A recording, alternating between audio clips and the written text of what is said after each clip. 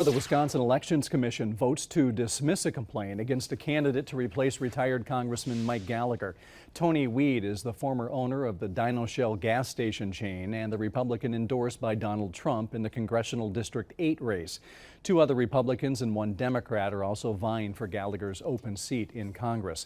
A complaint filed with the WEC sought to remove Wied's name from the ballot, claiming some nomination signatures were gathered fraudulently. In a meeting today, taking up multiple ballot access issues, the commissioners moved unanimously to dismiss the complaint.